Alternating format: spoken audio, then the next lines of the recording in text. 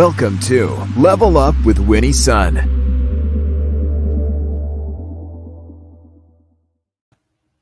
Well, thank you so much for tuning in today, and happy Tweet Chat Wednesday to you, especially those of you who were able to join me on Twitter earlier today.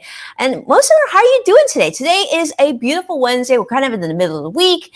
And, if you're joining us on a replay, a quick hello to you as well. Thank you so much for tuning in. Please include in comments that we're replay so I get to catch your view. Welcome to the show. I don't know about you, but I feel like this week's been pretty sunny here in Southern California. And let's start with the financial markets and let you know how we closed off today. The Dow closed up 36 points, and then the Nasdaq unfortunately down just 2 points, so not too bad. The S&P, though, up a whopping 3 points. Now, as a reminder, what we talk about here is to give you an update on what's happening with the financial markets and business in general. So, of course, don't make any investment decisions based on what we discuss here on the show. Definitely seek out a professional.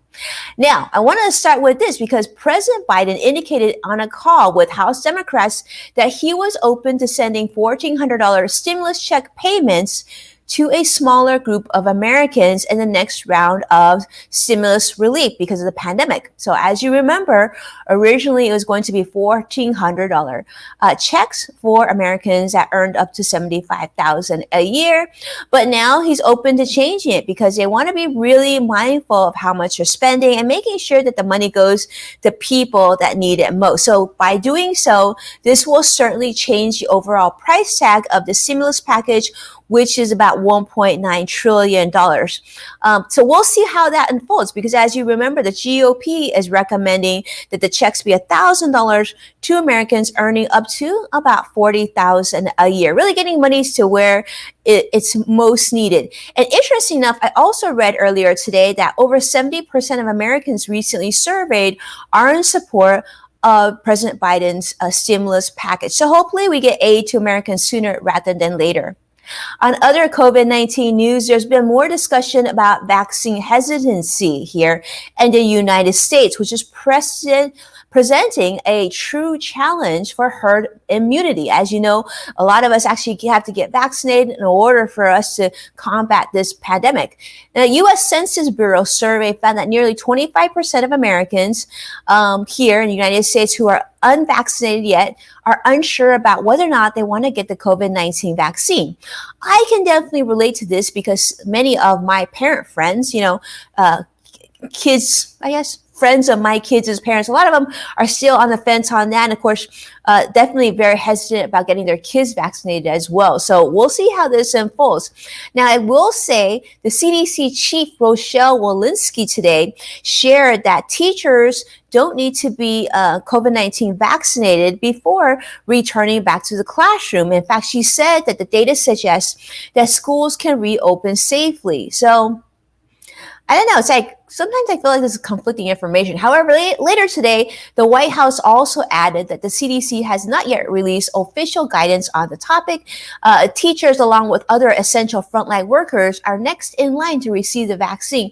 But it's going to take some time to get everybody vaccinated. So we'll see. I'm still waiting for my line call too. On other news, and this is trending news. I know we talked a little bit about this yesterday because it occurred right after the market closed. And I'm sure Christine, who's going to be joining me later in the show, has also seen this, but Amazon's Jeff Bezos is stepping down as CEO.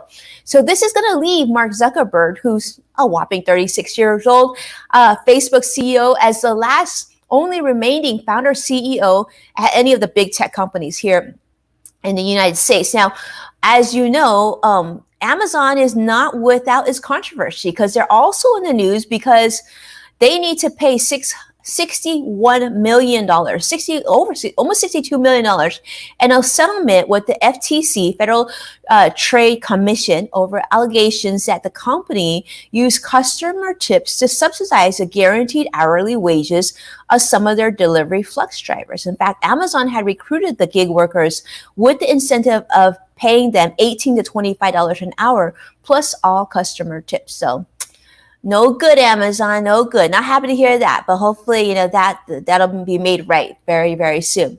Now, those of you joining us on today's tweet chat, you are in for a treat because our discussion was on people tips to humanize, energize, and emphasize your social media presence and branding and whatnot. And we were led by a total power panel, Christine Gritman and Kelly Hungerford. Literally, they really are some of the smartest people. They not only help people with personal branding, but Kelly also works for a very large business brands in Europe and beyond, and they really know this is something that a lot of us look up to these two powerful forces on social media force. So I'm really excited to welcome Christine to the show. Welcome, Christine. How are you? Hi, thanks so much for having me, Winnie. Well, thank you so much for being patient and going through our market update there. Christine, you are a total powerhouse. In fact, I would love to take a moment if we could to talk about what it is that you do and who is it that you do this for? Well, I like to talk about brand. So what I do is I'm just me. I'm Christine Gritman of Christine Gritman Inc. And what I do is for years now, I've helped small business owners I've taught them how to do their own social media better, but now I'm making a stronger push into the personal brand coaching offering, which is great because I can help any sorts of professionals who just feel like stepping into the spotlight of their personal brand a little bit more. So that's been really fulfilling. Well, I love that, Christine. Talk about that a little bit. Do you feel like every business needs an executive or an owner to have also a personal brand? How important is that? I don't feel like everyone needs to have it. I feel like everyone could benefit from it. And what I mean by that is, well, first of all, the individual can benefit from it because your personal brand is something that's transferable. It's who you are. And if you build a strong personal brand, it doesn't matter if you change jobs, if you change industries, if you change employers, that personal brand will come with you and continue to not only hold, but ideally also gain value. So it's a transferable asset, which is huge. But then also it's good for companies, for people within the organization at any level to have strong personal brands because people trust people a lot more than they trust branded messages. We don't want to feel marketed to. We don't want to feel sold to. We want to feel like if we trust a company or a brand, if we have interest in them, we want to feel like it's because there's a personal connection somehow, whether it's just directly between us and the brand or because someone with a personal connection to the brand, either as a consumer or even as an employee, has a connection to it, and we trust that person. So humanity is to the best advantage of everybody. But that said, there's some brands where, if they don't have it, it's fine. But increasingly, it is becoming a bigger and bigger part of things, especially on social media. Well, Christine, do you hear this? Because I actually hear this quite a bit from some of the businesses that are my clients. They'll say like, well, I just don't have time for that. I don't even know where to start. It's not something I'm naturally interested in. What do you say when you talk to, your clients when they make comments like that? Yeah, a lot of people say, I just want to do what I do and be great at it. And I just want the results to be the thing that speaks loudly. I don't want to be a part of it. I would say, while that is okay in many cases it's acceptable. It's not like you're missing out on everything if you don't do it. But I think there are huge advantages to doing that. First of all, for the smaller businesses, which is more who I work with, it gives people a story to root for. It gives them an emotional connection that they may not have to your product or service, but they might want to root for you, for your business, for your story. There's a human connection. You're not just putting money into a company's pockets, you are putting money into a person's pockets. The smaller and more local the business, and again, that's a lot of who I've worked with, the more that resonates also with themes of community. You are helping a neighbor who is a business owner, and they're going to invest that money back into your community, most likely. So there's that element. But even for a larger profession, a larger organization, anything like that, that almost makes it more important in some ways because you're a small fish in a big sea, and sticking out and remaining in people's minds, being seen as a thought leader, having people who listen to you, people who want to work with you, that's never going to hurt. And again, people who want to hide behind their results, it's okay. But the fact is then people won't necessarily draw a connection between those results and you. And it may feel like, well, I don't need that right now. I have a steady stream coming in. I have an employer. I don't need to go get clients. But not everything is always permanent. Anything, as we found out in 2020, my goodness, we cannot predict the future. So it sort of makes your professional standing a little bit more future-proof if people are able to tie those results to the person who obtained them. Christine, I love how you share that, because, sometimes we always hear it almost seems like it's all or none. Like, you have to do this. You have to be on social. You have to be like pushing this out, and you have to be creating human content constantly. And there's always like that urgency, but I love how you frame that. You know what? Not everybody, but it certainly doesn't hurt. And it certainly future proofs. I think that's really critical, because we have to think about if we don't work and proactively build out our personal brand. We don't have to, right? But perhaps what it's saying is, I don't really, that's not a big priority of mine. Like you said, you don't have to. I'll give an example. My business partner, who is this incredible human being, super nice, great looking, but he absolutely has no interest in social media, right? Mm-hmm. So my team would love to put him in a video or take photos of him and do all sorts of fun, but he's just saying, nope, I don't want to do any of it. That's you do that. And so that's an example of, you don't have to play that role, but you should be mindful of what your brand is reflecting. And one thing, Christine, I've heard is that, well, if you don't focus on your personal brand or your business brand, in some ways it's saying that I don't necessarily need or am outward searching for a new business, right? Because possibly, I don't know, I've read this a couple of times, but for me, I always thought, well, I think I want to be out there to be a contender for that next potential client, right? I love that. All right, Christine, one thing that we read was that, the statistic that was shared on the tweet chat today was that 30% of marketing leaders said that they're actually using artificial intelligence to enhance customer experiences. And, and by 2023, the number of social network users in the U.S. is expected to reach 258 million almost. That's a lot of people on social media, a lot of eyeball, right? So this can be sort of overwhelming for, I mean, some people might be watching and saying, well, I feel like I'm really late to the game. I'm sure, Christine, you've heard this from a lot from your clients. You're like, I feel really behind. I haven't been doing this. Like, where do I start? Well, they say the best time to plant a tree was 10 years ago, and the second best time is right now. So what it comes down to is, you're only going to get more behind if you don't start. And things are changing so rapidly that you can catch up to some degree. It depends on your goal. If your goal is to get, 10 million YouTube followers, that's a very different situation than if your goal is simply to get more clients or to establish greater thought leadership so that you get more opportunities as a speaker, as a consultant, anything like that.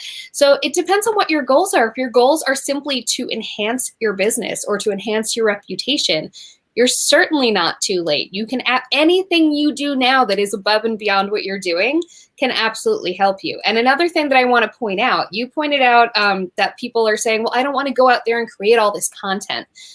I feel like engaging is even more important than creating content. And I feel like that's where people get tripped up. They say, I don't have time to create all this stuff. I don't have time to go creating and editing videos. I don't have time to go writing long form blog posts. So don't do those things. Just be a presence, be findable, take control over your image online, and then just get out there and talk to people. You don't have to be creating all these huge pieces of content. You don't have to be an expert and have a bajillion followers. All you need to do is something.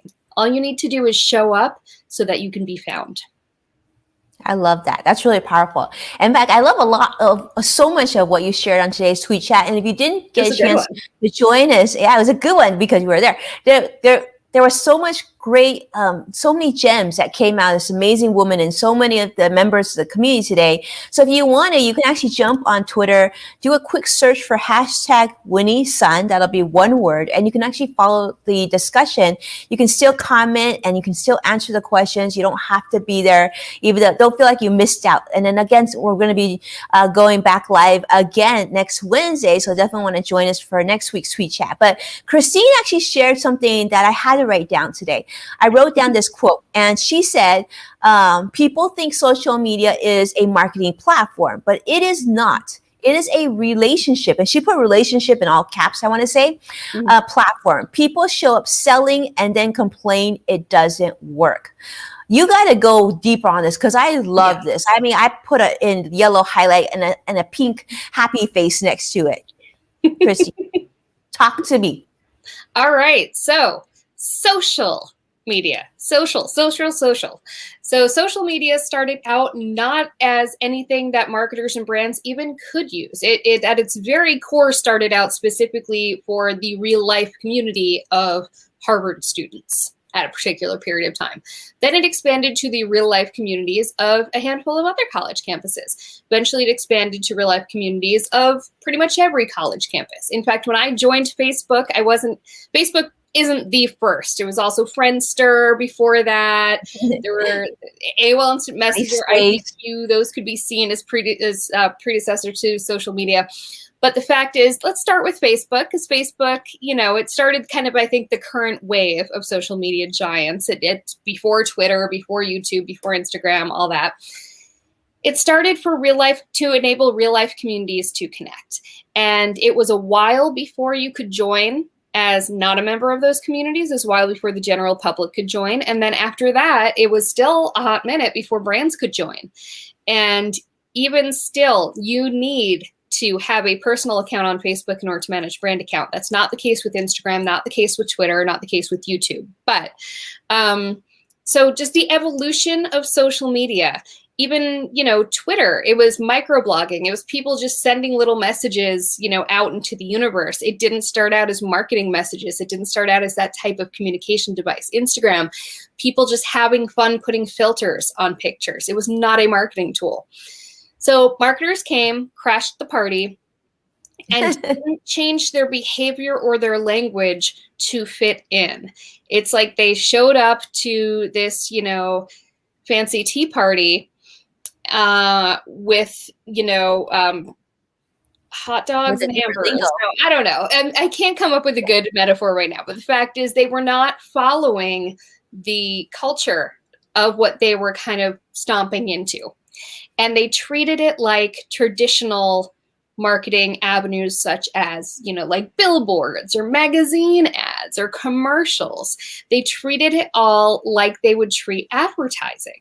And if you're doing an actual ad on social media, that's one thing. But even still, ads that fit into that fit in with the organic posts will always perform better. But basically they came on and they were just like, great, this is a fantastic selling tool. It's like, no, actually it's a fantastic market research tool. It's a fantastic ambassador recruitment tool. It's a fantastic tool for building relationships between your brand and people, the people who love your brand. And it's a fantastic place for people who love your brand to communicate with other people who love your brand. Because it started out being about communities and communication. And so just going there and slapping something up that is just saying, buy my thing, things that are meant to be just consumed and lead to the action of buying, that's not really what these platforms are for. They're there for communication. They're there for conversations. And this still isn't getting through people's heads, despite the fact that all of the social media algorithms have shifted ever more over the years towards preference for conversations. We all remember the Facebook apocalypse. I think it was 2 years ago. I think it was January of 2018, where people freaked out because usually you have to sort of suss out what the algorithms want. Mark Zuckerberg straight up said, boom, pages and publishers that are just kind of putting stuff out there are going to be less seen in the feeds. We are encouraging not only personal communications, but also conversation that sparks meaningful engagement, meaningful interaction. That was the thing. Meaningful interaction was the buzzword. Meaningful interaction. So a like means very little. And this is true on a lot of the platforms. A like means, something, but not a lot. A comment means more. A comment that is over just a couple words, a comment that includes emojis or pictures or videos or GIFs, that's worth even more because that tells the algorithm someone found this post sufficiently interesting as to take the time with their response. A share is gold. So all of these things are just really reinforcing. These are communication platforms for conversations to happen, to develop relationships, which is an incredible opportunity brands didn't really have before unless a person was coming into their shop. And yet so many brands are squandering that opportunity, and so many people are squandering that opportunity by looking at it as a way to sell to people more directly. And that's not what people are here for.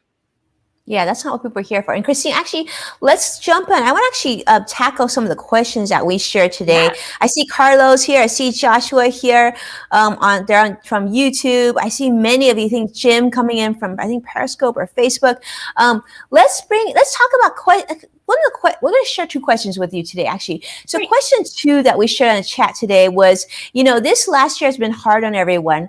Why is highlighting humanity more important than ever? What is the meaning of being human on social media to you? I love this because I feel like, this is a time because so many of us are on social media.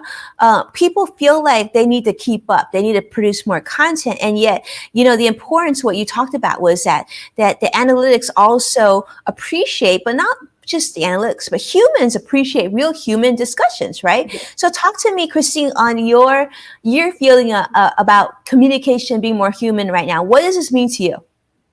I'm going to quote another of my tweets, which was basically that people think about hitting post on something as the end goal. They're like, okay, I have to create this content, blah, blah, blah. And then I hit post and it's done. And that's the opposite of how they should be thinking. They should think of hitting post as the beginning. It is the beginning of the conversation that the whole point of that piece of content should be trying to drive. Furthermore, not only should you be posting things with a mind to start conversations with actual humans, you need to participate in those conversations. You are not a broadcasting machine, or you need to not be a broadcasting machine. You need to be a human who is in there and responding to comments and asking further questions. And you need to show that you're there to listen and to have a conversation and to learn more and to get people thinking. And not just to shove your sales message down people's throats. Another thing about being human that I know we had a lot of conversations going about today in the chat is the idea of perfection.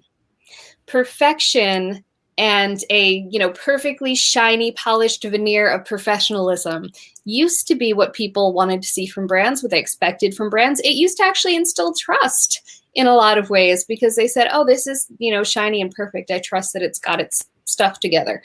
And now, because social media is so social and it's so about connecting humans to humans, people don't trust that facade of perfection in most cases. In some cases, you do. There's some cases like I want my lawyer to be like solid as a rock. But the fact is, in other cases, if I'm seeking something that solves a problem or that addresses a pain point, I want to make sure I'm talking to someone who understands that problem and understands that pain point and understands a lack of perfection, honestly. Also, to the point of social media being about developing relationships, we don't like talking to perfect people. I mean, I certainly don't in general. I don't know a perfect person, though. Because they're not real. So if someone seems perfect, there's clearly a lot you're not. A robot.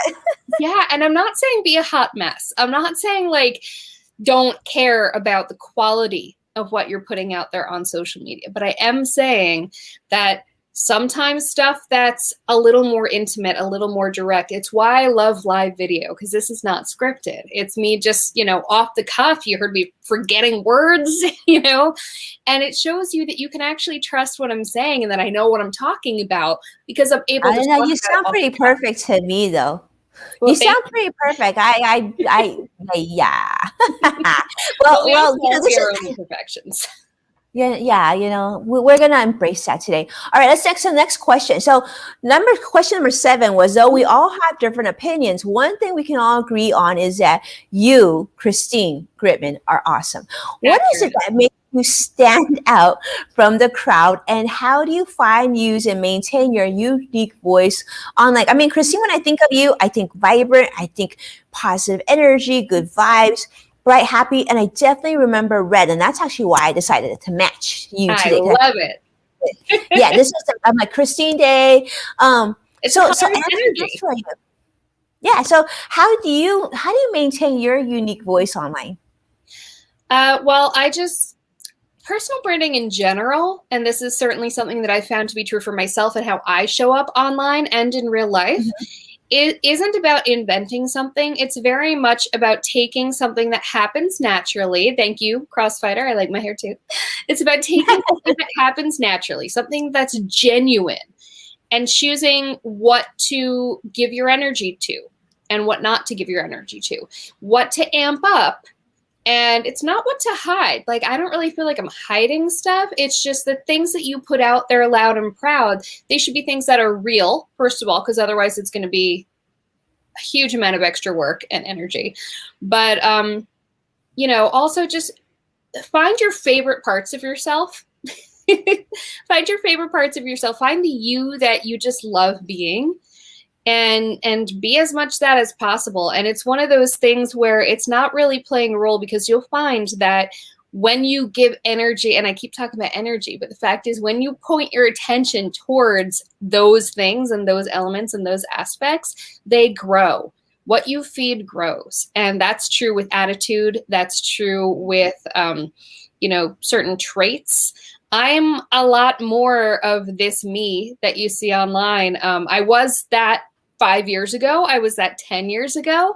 I'm more that off camera, off social media. I'm more like this now than I was a few years ago, because it's the muscle I'm flexing. I'm flexing that positivity muscle. I'm flexing that community muscle. I'm flexing those relationship muscles, those conversational muscles. I'm giving energy to those things, and that's why they are what grows, and they're what glows, to be a total cheeseball about it.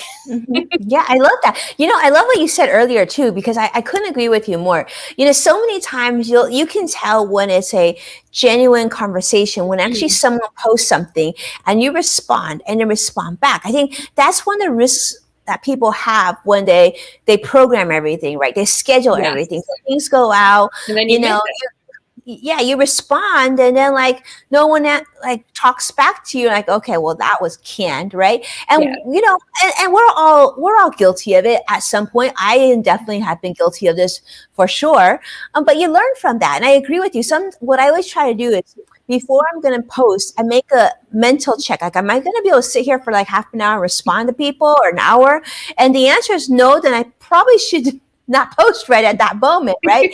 And just wait till I do have the time to dedicate to that. And I love how you said, and I quoted you on social, what you feed grows. I think one of the discussions that we had today, Evan, who joins us from the UK on our chat today, he says, the key thing on social, whether it be a personal brand or being a business, is to be completely honest, right? You should always be this, be as real as you can be, and push your realness out there, right? Be the true you, because you need to wake up in the morning, go to sleep at night, and feel really good about yourself. So that the person that you reflect on social media is a direct match up to who you truly are, and that way you feel whole and you feel real, and then social media doesn't become something you have to do. It just becomes an extension of the way that you communicate. So I love this. See, this is why we need more Christine in our life. See, every time I spend time with her, I learn something. Lena is saying, yes, honesty is the best policy.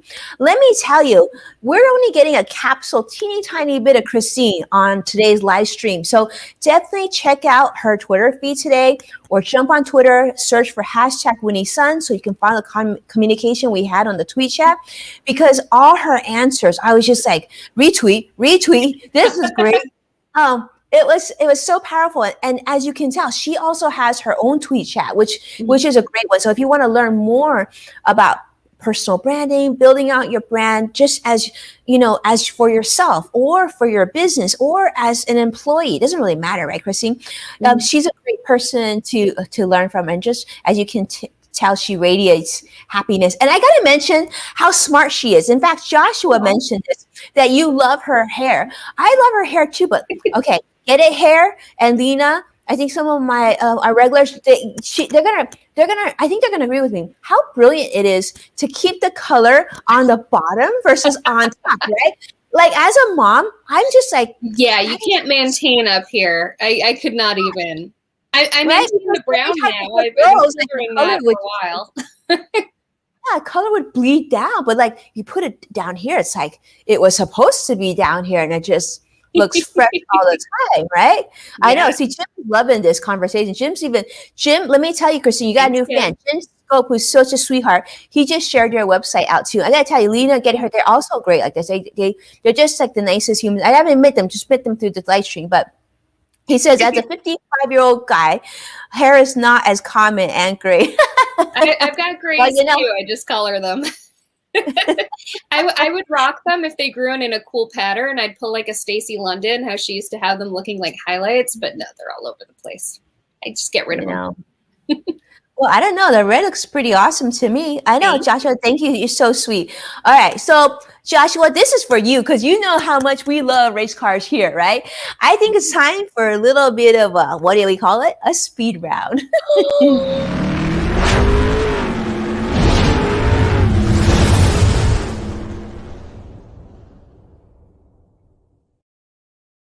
See, because you get 1 minute to answer 2 questions.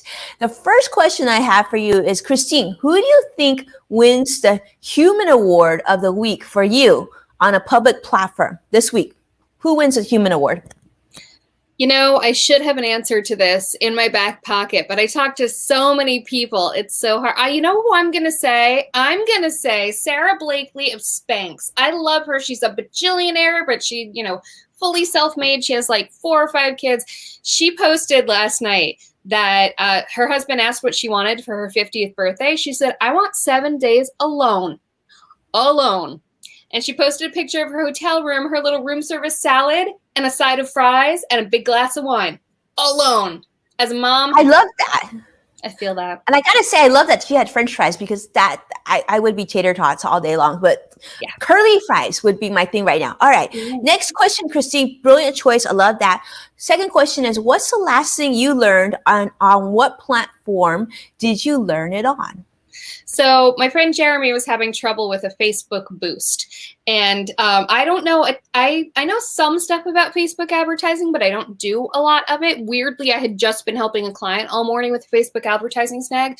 But I wrote to my friends, Amanda Robinson, Azrael Ratz, and Tony Christensen. They're all Facebook ads experts. And I wrote to all of them. And I copied Jeremy and I said, hey, can you help him out? And they were telling him about apparently if you're sharing a multiple image post and you're trying to boost it, you can't boost it. You can't boost a multi-image. Oh, no. You can't. Wait, I'm wrong. You can boost it. You can't add a call to action button. That's what it is. Because a lot of times you do more than one picture. Well, I guess a lot of times when you boost a post on Facebook, you can add a call to action button that not only works when it's set as an ad, but also that button is added to the post on your page too, which is great. But apparently if it's a multi-image post, like a carousel, you cannot add the call to action button, which is really annoying. But one thing you can do is you can take a photo album and boost that.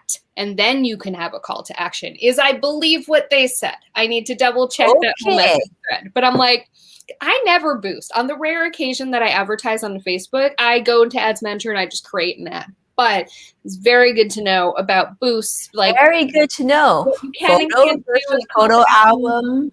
Yeah, I mean, we don't know these things, right? Well, you know what? If you did, those of you watching, let us know if we messed it up because we're all human. We're having conversations about human communication, and let's just be honest. We all make mistakes. Wrong. Yeah, and it's totally fine. We love it here. I would say I wish mine was as elaborate as yours. My last thing I learned on YouTube was probably like I truly learned was how to give my son an even cooler haircut. I learned that on YouTube. I think I learned it from a YouTuber named Legit Mom. She's pretty awesome. All I'm right, not brave enough to cut my son's hair. You got to do it. I would rather. Well, our hair salons are open, so I'm like, you know what? I'd rather just send him with a mask and like hose him down when he gets home, because they're being pretty safe around here. But I'm like, I would just ruin it, or I'll just have him looking shaggy. Yeah, it's okay. Right now, my kids are my art projects right now. I can trim my daughter's bangs. I've gotten so good at trimming my daughter's bangs, and that was from an online tutorial. Yeah, it's all about the point cutting, right? I love that. Well, Jim is my my potato brother today because he's like tots. I don't know. We should have a whole conversation about potatoes one day because maybe tater tots, curly fries, I'm an equal opportunity potato lover. All right, have to be Ore-Ida or like fresh from a restaurant. I've discovered generic brands of tots. They're not the same. I like generic brands of a lot of things. Tots, it's Ore-Ida. Tough times. We got to be flexible, Christine. Potato. All right. Well, thank you so much. Amazing Christine Gritman. You are such a force and such a sweetheart and such a great friend. And I just love your energy. And I selfishly, I wish you were in my life every week. But thank you so much for all of you for tuning in and getting to know the amazing Christine. If you don't follow her as already, let's find out where that would be best at. Christine, where should people follow you? Well, I'm C. Gritman. So first initial, last name on Twitter and Instagram. I'm Christine Gritman Inc. on Facebook and YouTube. Christine Gritman and Christine Gritman Inc. on LinkedIn. And I'm just straight up Gritman.com. And I'm the only Christine Gritman there is. So if you Google Christine Gritman, it's going to be me. Really? You're the only Christine? That's pretty. And my maiden name I shared. My maiden name, there are a few Christine Ricardos out there. So, for the past 13 years, I've gotten to be the only one of my name, which is great. Wait, you were a Christine Ricardo? I was. Like Richie Ricardo? Yes. That's pretty awesome. Okay. Well, thank you so much for all of you for tuning in as we meet amazing people like Christine Gritman, C. Gritman, Gritman.com, and everything in between who are leading and moving. They're just leading, moving weak branding to a better day, getting genius done because we're sharing real stories that you can use. So send me your tax season and business planning questions and just anything you have questions on. I'll try to find the right person for you. And definitely submit your questions just by responding here. See you again tomorrow because we're going to welcome guests Paula Nagan and Terrace Charles, who I promise you will also not want to miss. I know Christine holds the bar pretty high, but let me just tell you, you're going to want to meet the two that are coming tomorrow. They're very, very special people. Thank you all so much for watching, supporting our program, sharing the show with those that you love and care about. And as a reminder, you can always catch our full-fledged show on NASDAQ, Amazon Fire, and Roku. Be well, and I can't wait to see you again tomorrow. Take care now.